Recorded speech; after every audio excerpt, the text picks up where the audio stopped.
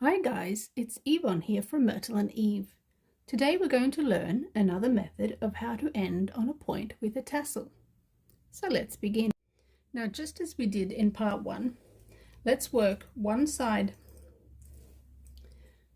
with all the pairs staying in, and the other side we will put some pairs back for a thinner sort of a look. Okay, so first off, let's just have a look at what we have here. You'll see that I've worked a little diamond shape and we have just one row of pins left. In the first method, we looked at using the same pair as the workers throughout the whole trail. This time, we're going to exchange workers each time we come to a new pair. So let's work on the left side first. We find the first two pairs, and we'll just work in cloth stitch to keep things simple. So cross, twist, twist, and we put up our pin. Nice and easy. Okay, close the pin, and we come to the next pair. Now at this point, the pair that was the workers is going to become passives, and the new pair will be the new workers. So now we work this pair out to the pin.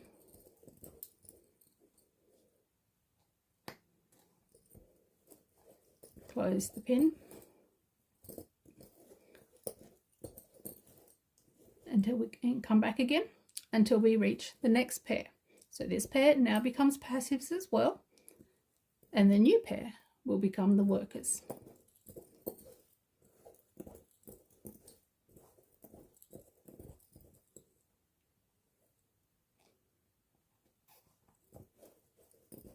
Close the pin, and you'll notice we're not leaving any pairs out because we want all the pairs to end at the bottom for our tassel. So it is going to get a bit thicker as we go, but that's okay, it's what it's meant to do.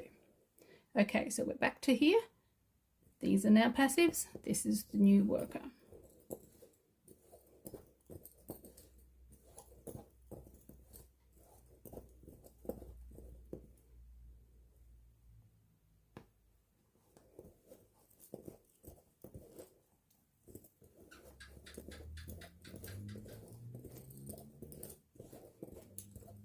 Back to the inside, the new pair becomes the new worker.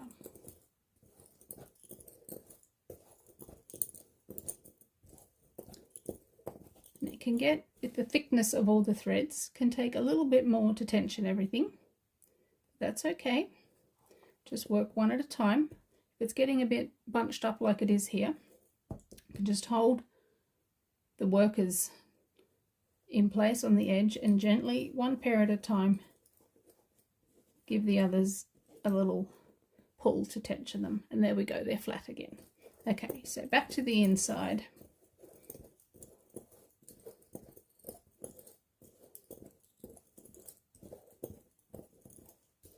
And we take the last pair now to become the workers and work them out again.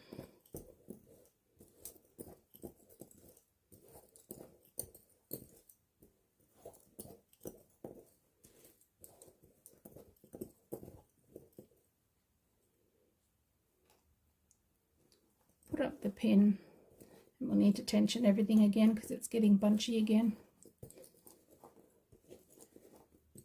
Okay, there we go. And now I'm just, oh, there's one more that's sticking up. Let's find it. Which one is it?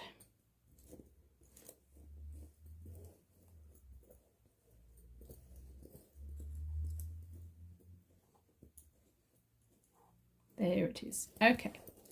All right, now we work back to the middle.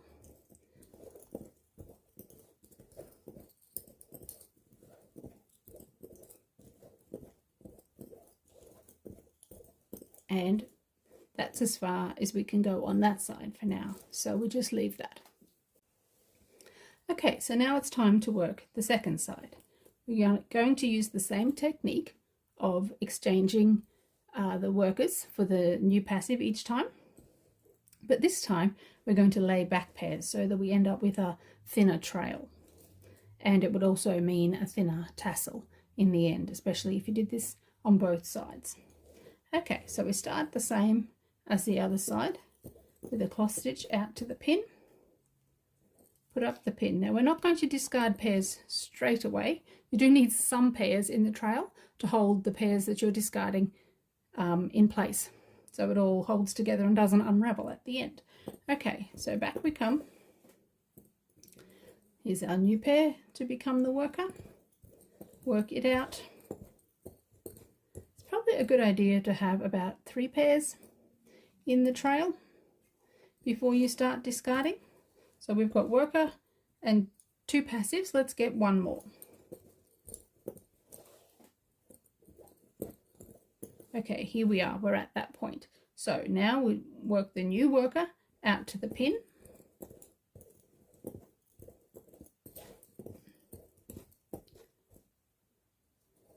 Put up the pin, and then before we come back, just give everything a little tension, but before we come back, it's time to lay a pair back.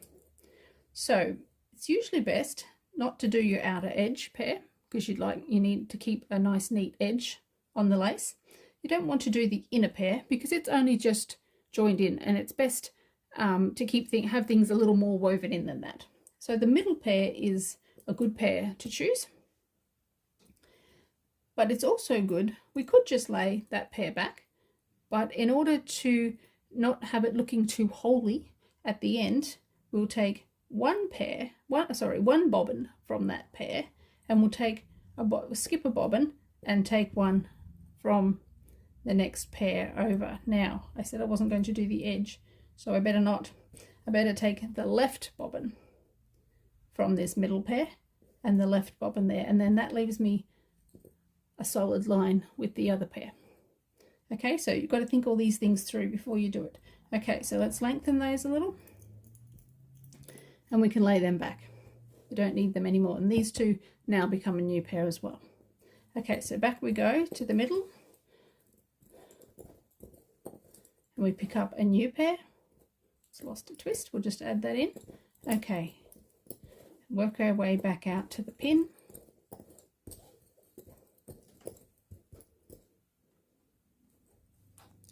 Put up the pin and then stop and look, which pair are we going to discard? We're going to discard these 2.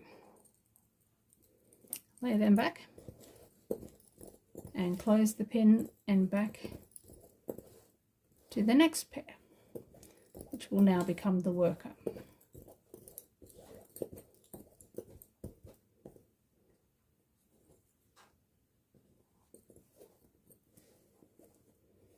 Put up the pin. We need to discard a pair.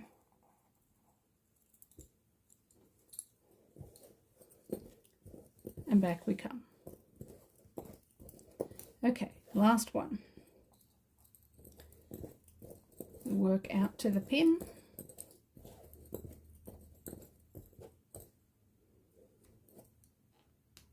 Put up a pin. Just give everything a little tension. Okay, we discard a pair.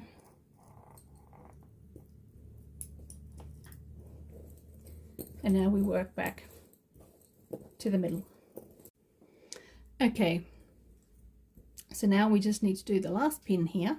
We've got our 2 workers, and we'll just work those through each other and put up the pin.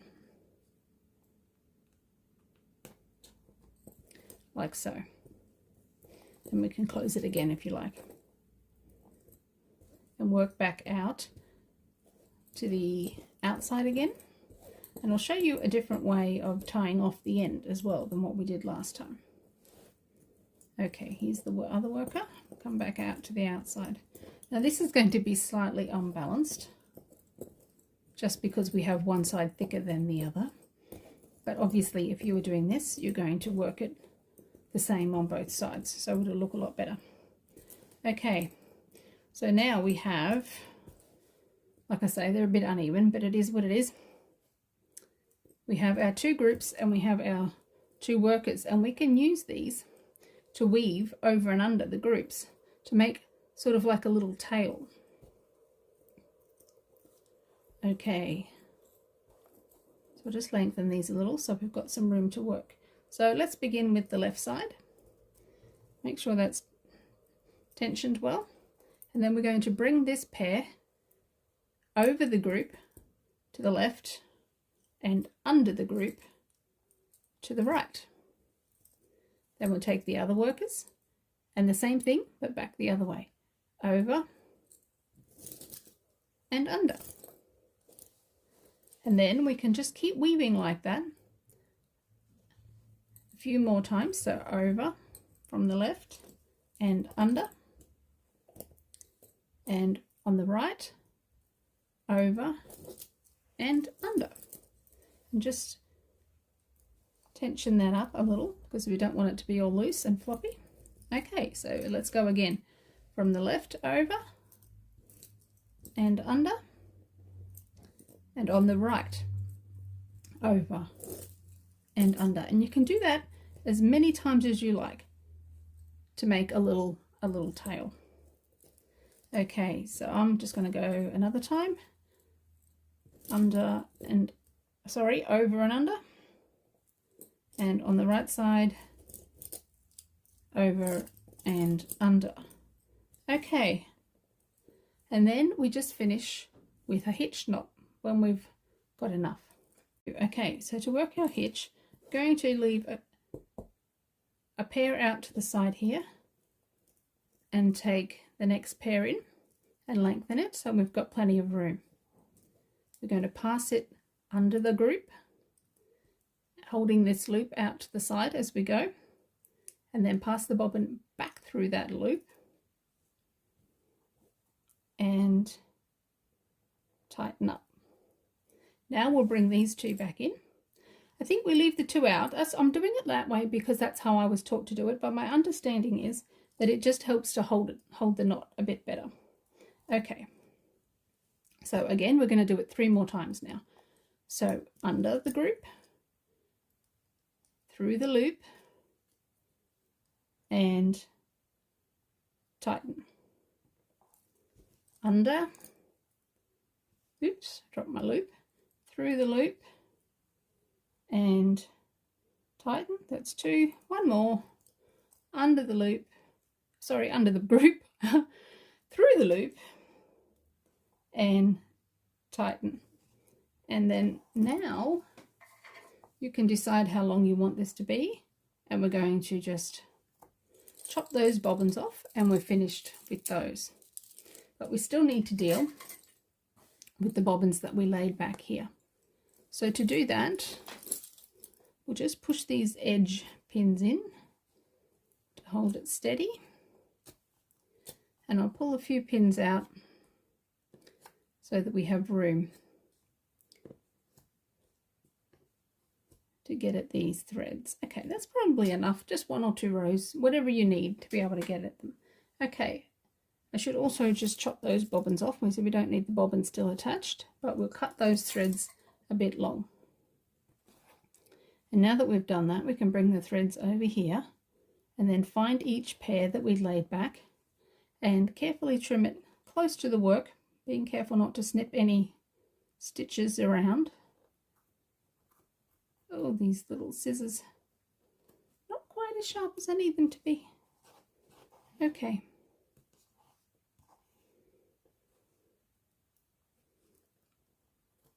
That's better. All right.